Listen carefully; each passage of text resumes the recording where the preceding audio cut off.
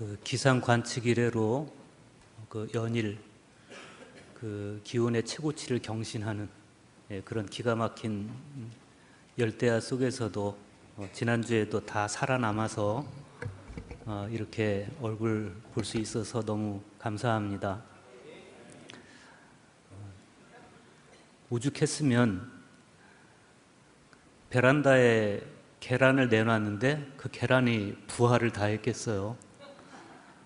야, 참 폭염도 대단하지만 또 그 중에서 피어난 조그만 생명이 우리에게 생명의 신비를 보여주는 것 같습니다. 하여튼 이 무더위가 다 물러갈 때까지 여러분 건강하시기 바랍니다. 이화여자대학교의 박경미 교수님이 쓰신 그 예수의 교회, 마몬의 교회라는 책이 있습니다.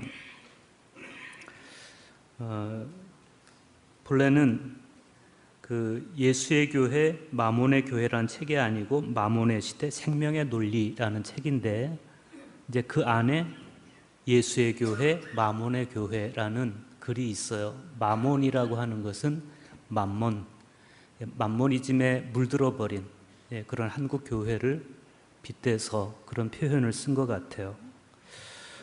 거기 보면 막스는 막시스트가 아니고 예수는 기독교인이 아니다라는 표현을 이분이 하고 있습니다. 이런 취지로 말을 한 것 같습니다. 역사적으로 예수는 유대교인이었는데 그의 후예들이 예수의 삶과 죽음을 기념하는 과정에서 기독교라는 제도적 교회를 만들어냈다는 거죠.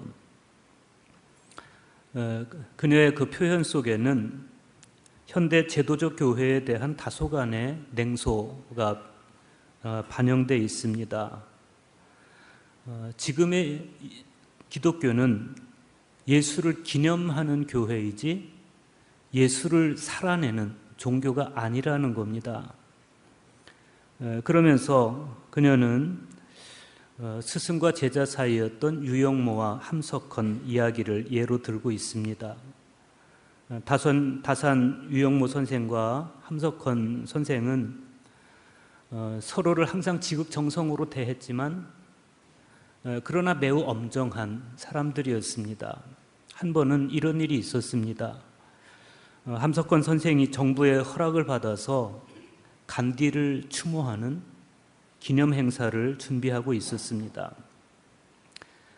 그런데 그 소식을 들은 유영모 선생이 함석헌이 간디를 기념하는 것을 깊이 염려하면서 이런 말을 했다는 거죠. 왜 간디를 기념하는가? 간디의 살과 피를 먹고 마셔서 내가 간디처럼 사는 것이 중요하지 어째서 간디를 기념하려고 하는가? 그런 거예요. 간디의 정신으로 사는 것이 중요하지 그냥 간디를 단지 기념만 하는 것은 사실은 간디와 멀어지는 것이다. 이런 이야기죠. 이 이야기 끝에 박경미 교수가 이런 말을 남깁니다. 마찬가지로 기독교인들은 예수와 멀어지기 위해 예수를 높은 곳에 고이 모셔놓는다. 예수를 기념하는 것은 사실은 예수를 먼 과거의 인물로 박제하여 가두어 두는 것이다. 요한복음의 예수가 내 살을 먹고 내 피를 마시라고 했을 때 그 말은 단순히 수사적인 표현이 아니라 말 그대로 예수의 살과 피가 내 몸 안에 녹아들어 더 이상 종이 아니라 예수의 친구가 되어 나도 예수처럼 하느님 나라, 동무들의 나라를 이루며 살아야 한다는 뜻이다. 저는 이 글을 읽으면서 참 아팠습니다. 예수를 따라 치열하게 살 자신이 없어서 내 마음 어디 후미진 곳에 그냥 예수님을 박제처럼 그렇게 모셔두고 그냥 그분을 추억하면서 그분이 하신 말씀을 교리로 만들어서 그냥 되새김질하는 그러면서 정작 예수와 결여된 삶을 살고 있다. 저 자신에 대해서 그런 느낌을 늘 가지고 있습니다. 그런 채 민낯이 다 드러나 버리는 것 같은, 벌거벗겨지는 것 같은 그런 느낌. 어디 저만 그렇겠습니까? 어쩌면 우리는 예수처럼 살아감으로써 하나님 나라를 이루어가는 그런 존재가 되지 못하고 예수를 빙자해서 하나님 나라를 그냥 탐하는 영적 소비자의 자리에 있는 것인지도 모르겠습니다. 지난주 서신서의 말씀에서 바울 사도는 아주 각별한 단어를 들어서 그리스도인의 정체성을 이야기했습니다. 성전이라는 단어입니다. 그리스도 안에서 성전이 되어 가는 사람, 그리스도 안에서 함께 지어져 가는 사람, 그리스도인이란 그런 존재다. 여기서 중요한 것은 두 가지입니다. 하나는 그리스도 안에서라는 것이고 하나는 성전이 되어 가는 것입니다. 이 두 가지 중에 한 가지라도 결핍되면 우리는 그리스도인이라고 말하는 것이 정말 힘들어지는 겁니다. 그래서인지는 몰라도 바울 사도도 너희는 성전이다 이렇게 완결형으로 이야기하지 않고 너희는 성전이 되어 가고 있다. 너희는 함께 지어져 가고 있다. 이렇게 현재 진행형으로 이야기를 합니다.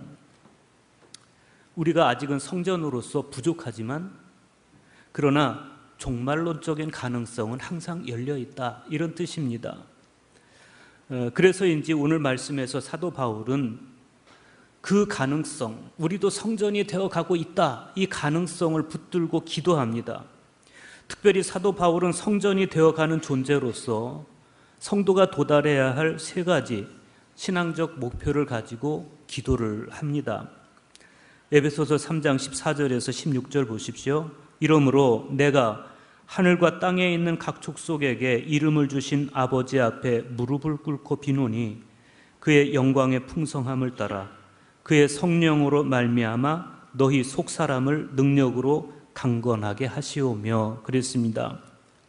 에베소 교우들을 향한 바울의 첫 번째 기도는 내적 강화, 즉 하나님의 영을 통해서 저들의 내적 본질이 강건하게 되기를 원한다는 것입니다.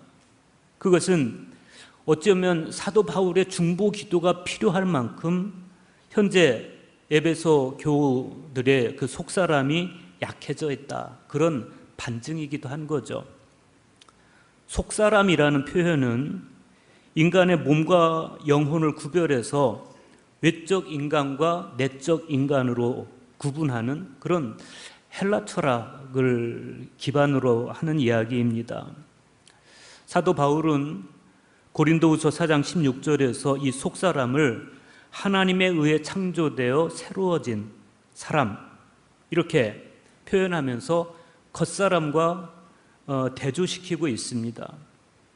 겉사람은 단순한 육체뿐만 아니라 육적인 본능과 욕구 등을 가지고 있는 인간을 의미하는 겁니다. 그렇다고 해서 사도 바울이 인간을 겉사람과 속사람 이렇게 이원화해서 말하는 건 아니에요. 만약에 사도 바울이 그렇게 표현한다면 또 그렇게 생각한다면 자칫 영지주의에 빠질 수도 있습니다. 본디 성서적인 인간학에서 그 육과 혼과 영은 인간을 구성하는 각각의 요소를 말하는 것이 아니고 인간 전체 혹은 인간 자신을 이야기하는 겁니다. 전 인간을 그렇게 표현을 하는 겁니다.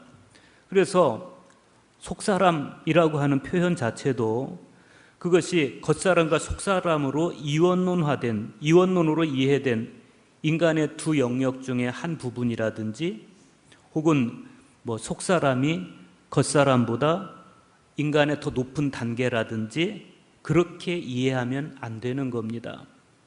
사도 바울이 16절에서 말씀하는 속사람은 17절에 나타나는 마음, 카르디아라는 단어와 동의어로 쓰인 거예요. 마음은 인간의 중심을 의미합니다.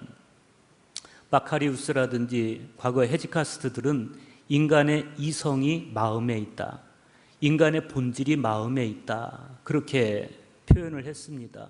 마음은 인간의 가장 심층적인 기관입니다. 그래서 이 마음은 성령이 임재하시는 자리이고 그리스도께서 오시는 자리입니다. 사도 바울이 속사람이라는 표현을 쓴 것은 성령께서 활동하시는 자리가 마음, 즉 속사람이기 때문에 그런 겁니다. 마음은 한편으로는 참 완고해질 수도 있고, 한편으로는 하나님을 향해 신령한 노래를 부를 수도 있고, 또 그 존재를 성실하게 만들어 줄 수도 있어요. 성령께서 내 마음을 꼭 붙들어 주실 때 우리는 내적으로 성숙한 인간이 됩니다. 성령의 도우심으로 마음이 강건한 사람만이 그 삶 또한 흔들리지 않을 수가 있어요. 그래서 주님은 무릇 지킬 만한 것보다 너희 마음을 지키라, 이렇게 말씀합니다. 그러니까 지금 사도 바울은 이런 기도를 하는 겁니다. 아버지께서 성령의 활동을 통해서 여러분의 속사람, 즉 마음을 강건하게 하시고 그럼으로써 삶 또한 강건하기를 원합니다. 부디 성령의 새바람이 여러분의 마음에 불어오셔서 여러분의 마음이 강건해지고 그럼으로써 삶도 강건해지시기를 축복합니다. 바울의 두 번째 기도를 보겠습니다. 17절 상반절입니다. 믿음으로 말미암아 그리스도께서 너희 마음에 계시게 하시옵고, 이렇게 기도합니다. 우리는 바울의 이 기도 안에서 바울의 놀라운 영적 통찰을 볼 수가 있습니다. 믿음으로 말미암아라는 이 표현이 16절에 있는 성령으로 말미암아라는 표현과 평행구를 이루고 있습니다. 이 말씀은 이런 뜻입니다. 성령으로 말미암아 그리스도께서 내 마음에 오셨을 때 믿음으로 말미암아 그리스도를 내 마음에 모셔드리는 것을 의미하는 거예요. 내가 내 의지로 그리스도를 내 마음에 계시도록 허락하는 것이 아닙니다. 왜냐하면 그리스도를 모셔드리는 믿음, 이것이 나의 의지로부터 생겨나는 것이 아니라 하나님께서 우리에게 주시는 선물입니다. 믿음은 내가 갖는 게 아니라 하나님이 주시는 겁니다. 그러니까 하나님께서 나에게 믿음을 주셨을 때 그 믿음으로 말미암아 구원을 얻고 그 믿음으로 말미암아 하나님께 나아가는 것, 예수 그리스도께서는 그 믿음으로 말미암아 내 마음에 오셔서 나와 함께 하시는 겁니다. 믿음은 그리스도와의 연합을 이루는 수단이고 신앙 공동체의 존재 양식이고 그렇습니다.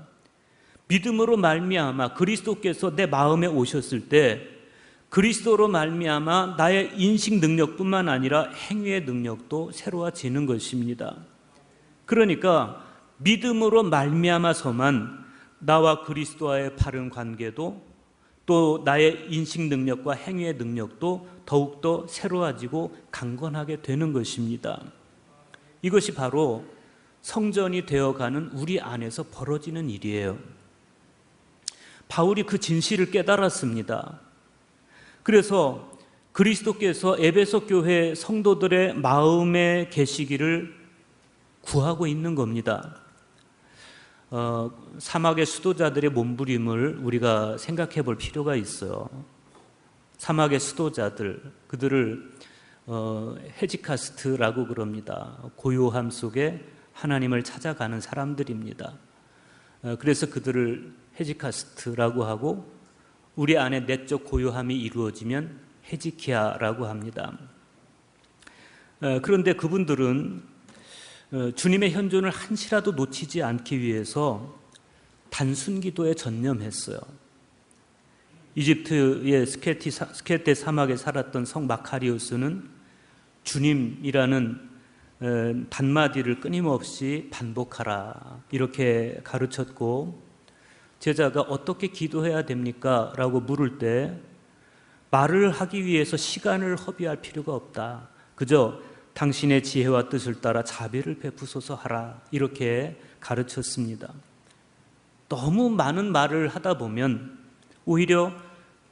주님은 놓치고 말마디만 남을 것을 경계한 거죠. 짧은 말마디나 단마디 기도로 기도를 단순하게 하고 그러면서 마음은 하나님 안에 고요하게 머물러 있어라, 이런 뜻입니다. 그래서 이런 단마디 기도를 화살기도라고도 하고 단순기도라고도 하고 독백기도라고도 합니다. 사막의 수도자들은 이런 짧은 기도를 호흡과 결합해서 숨을 들이쉬고 내쉴 때마다 이 짧은 기도를 반복함으로써 기도의 지속성을 유지하려고 했습니다. 일상 속에서 항상 이 기도를 했습니다. 대표적인 기도로 시편 51편 1절에 있는 오 하나님 나를 불쌍히 여기소서, 이 기도를 반복하는 거예요. 또 시편 70편 1절에 있는 하나님 날 구하소서, 주님 어서 오사 나를 도우소서, 이런 기도를 합니다. 이 시편 기도들은 오늘날까지 계속 되어서 주일 예배에서 입당송, 하느님 날 구하소서, 주님 어서 오사 나를 도우소서, 이런 입당송으로 쓰이기도 하고 또 키리에 엘레이선 주여 나를 불쌍히 여기소서, 이런 기도로 쓰이기도 하고 그렇습니다. 그래서 성대 바실리오스는 이런 단순 기도가 지속되는 상태를 지속적 영성체 상태다, 이렇게 표현을 하기도 했습니다. 사도 바울의 세 번째 기도를 보겠습니다. 에베소서 3장 17절 하반절에서 19절의 말씀입니다. 너희가 사랑 가운데서 뿌리가 박히고 터가 굳어져서 능히 모든 성도와 함께 지식에 넘치는 그리스도의 사랑을 알고 그 너비와 길이와 높이와 깊이가 어떠함을 깨달아 하나님의 모든 충만하신 것으로 너희에게 충만하게 하시기를 구하노라. 바울의 이 세 번째 기도는 나무의 뿌리를 연상하게 하고 집의 털을 연상하게 해줍니다. 그러니까 지금 사도 바울은 그리스도께서 우리 마음에 거주하심으로써 믿음의 뿌리가 깊이 박히고 믿음의 터가 튼튼하게 세워지기를 기도하고 있는 겁니다. 그렇게 되면 그때 성도들이 비로소 깨닫는 게 있어요. 우리가 믿음의 뿌리가 깊이 박히고 믿음의 터가 더 튼튼해지면 우리가 깨닫는 것, 그리스도의 사랑입니다. 그 사랑이 얼마나 넓은지, 얼마나 긴지, 얼마나 높은지, 얼마나 깊은 것인지, 바울은 우리가 그것을 절절하게 깨달아서 우리 존재가 완성될 뿐만 아니라 하나님의 계획이 우리 안에서 완전하게 실현되는 것을 원하는 거예요. 그러면 우리 존재가 완성되는 것, 그리고 하나님의 계획이 우리 안에서 완전하게 이루어지는 것, 그게 뭐겠습니까? 그것은 저와 여러분이 사랑의 존재가 되는 겁니다. 하나님의 충만으로 충만해지는 것입니다. 우리는 오늘 말씀을 묵상하면서 16절부터 시작된 사도 바울의 기도가 점차 이렇게 단계가 높아져 가는 걸 볼 수가 있습니다. 처음에는 성령으로 말미암아 속사람이 강건해지고, 그 다음에 믿음으로 말미암아 그리스도가 우리 마음에 계시고, 그 다음에 지식에 넘치는 그리스도의 사랑을 알게 되고, 하나님의 충만으로 채워지는 것, 다시 말하면 사랑의 존재가 되는 것입니다. 성전에는요, 무엇보다도 사랑이 있어야 됩니다. 건물로서의 성전은 기초가 부실하면 무너지지만 성도로서의 성전은 사랑이 부실하면 무너집니다. 사랑이 세상의 중심이다, 사랑이 교회의 중심이다, 이렇게 말하면 과장된 표현이겠습니까? 요한복음 1장 1절의 말씀 그리고 14절의 말씀을 제가 자의적으로 이렇게 해석을 해봤어요. 태초에 말씀이 계시니라. 여기서 말씀을 사랑으로 바꿔봤어요. 태초에 사랑이 계시니라. 이 사랑이 하나님과 함께 계셨으니 이 사랑은 곧 하나님이시니라. 맞지 않습니까? 말씀이 육신이 되어, 이 말씀을 사랑이 육신이 되어 이렇게 표현해 봤습니다. 사랑이 육신이 되어 우리 가운데 거하심에 우리가 그의 영광을 보니 아버지의 독생자의 영광이요 은혜와 진리가 충만하더라. 여러분, 사랑에는 가까이 가려는 성질이 있어요. 사랑할수록 밀착됩니다. 그 가까이 가려는 성질 때문에 사랑이 육신이 되어서 우리에게로 오셨습니다. 사랑이 육신이 되어 우리에게 오신 것, 우리는 이 사실을 말씀으로만 아는 것이 아니라 그 육신, 사랑으로 오신 육신을 내 안에 모셔드림으로써 우리는 가슴으로 그 사실을 깨닫습니다. 그래서 우리 그리스도 교회는 말씀의 종교일 뿐만이 아니라 성사적 종교이기도 한 것입니다. 하나님의 거룩한 성전이신 여러분, 부디 여러분이 예수님의 사랑의 뿌리를 받고 예수님의 사랑을 기초로 살고 예수님의 사랑의 너비와 길이와 높이와 깊이가 어떠한 것인지를 깨달아서 예수님의 충만하신 사랑으로 여러분도 충만하시기를 바랍니다. 오늘 구약성경의 말씀과 복음서의 말씀을 읽으면서 사람이 내적 성숙을 잃어버렸을 때, 혹은 우리 내면에 그리스도께서 계시지 않거나 혹은 그리스도의 사랑을 기초로 나를 세우지 못했을 때, 그때 우리가 얼마나 하나님의 뜻으로부터 멀어질 수 있는지를 오늘 구약의 말씀과 복음서의 말씀을 보면서 알 수가 있어요. 구약 성경을 보면 다윗이 나와요. 다윗. 사무엘하 11장 2절의 말씀 보십시오. 저녁 때 다윗이 그의 침상에서 일어나 왕궁 옥상에서 거닐다가 그곳에서 보니 한 여인이 목욕을 하는데 심히 아름다워 보이는지라 그랬습니다. 이 짧은 말씀에서 지금 이 순간 다윗의 영적 상태가 어떤지를 가늠해 볼 수가 있어요. 성경을 보면 다윗이 저녁 때 침상에서 일어났다 이렇게 말합니다. 낮잠을 잤다 이런 이야기죠.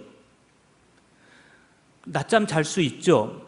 그런데 지금이 전시 상황이라는 사실을 생각해 보면 다윗이 뭔가 영적 긴장이 풀려 있다는 것을 알 수가 있어요.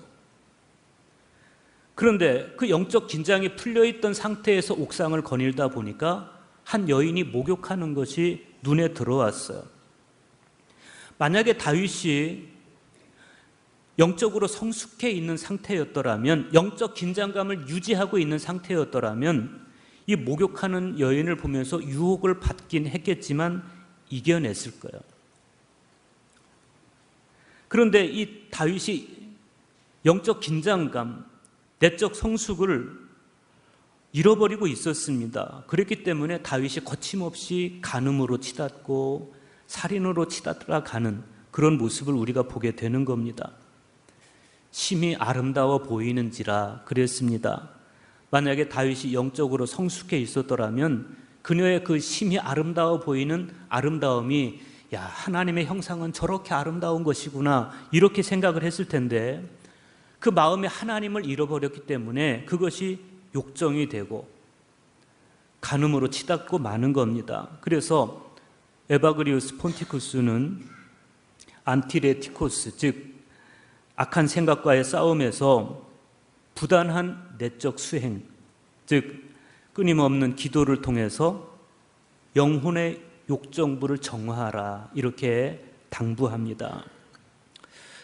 오늘 복음서의 말씀은 오병이어 기적 이야기입니다. 그런데 우리는 이 자리에 있었던 한 대화를 눈여겨볼 필요가 있습니다. 6월절이 가까운 때 예수님께서 많은 사람들이 자기에게 몰려오는 걸 보시면서 빌립에게 말씀하셨습니다. 우리가 어디서 빵을 사서 이 사람들을 먹이겠느냐. 그때 빌립이 예수님께 대답했던 말이 빌립의 영적 상태를 가늠하게 해줍니다. 빌립이 뭐라고 말합니까? 각 사람으로 조금씩 받게 할지라도 200데나리온의 떡이 부족하리이다. 빌립이 굉장히 똑똑한 사람입니다. 200데나리온으로도 이 사람들을 먹일 수 없다. 수학적 능력이 뛰어난 사람인 것 같습니다. 그런데 그런 지혜만으로 하는 대답은 기도하면서 하는 대답과 질적으로 다릅니다. 빌립은 명석한 사람이었던 것 같아요. 그렇지만 내적 성숙이 결여되고 신앙이 결여된 명석함은 주님의 뜻을 이루는데 아무런 도움이 되지 못하는 겁니다. 주님께서 빌립에게 원하시는 것은 내적 성숙이 결여된, 내적 신앙이 결여된 그런 명석함이 아니었습니다. 주님께서 빌립에게 원하신 것은 사람을 향한 사랑이 배어있는, 사랑이 육신이 되어 이 땅에 오신 예수님을 꼭 빼어 닮아서 예수님처럼 사랑을 가슴 가득 안고 그리고 사람을 볼 수 있는 그런 명석함을 원하는 거예요. 여러분, 우리는 예수를 추억하는 사람이 되면 안 됩니다. 예수를 살아가는 사람이 되어야 됩니다. 예수님을 그저 내 마음 후미진 어느 곳에 박제처럼 모셔두고 예수님의 말씀을 그저 교리화시켜서 되새김질하고 주장하고 그러면서 예수가 결여된, 예수로부터 거리가 먼 그런 삶을 살아갈 것이 아니고 끊임없는 내적 수행, 말씀 묵상과 기도를 통해서 우리 마음에 성령께서 계시게 하고 내 마음에 성령께서 임재하시고 성령으로 말미암아 나의 속사람이 강건해지고 믿음으로 말미암아 그리스도께서 내 마음에 계시고 지식에 넘치는 그리스도의 그 사랑을 마침내 깨달아서 나의 인식 능력뿐만 아니라 행위의 능력까지도 새롭게 되는 진정 아름다운 성전이 되어 가시기를, 그렇게 지어져 가시기를 주님의 이름으로 축원합니다.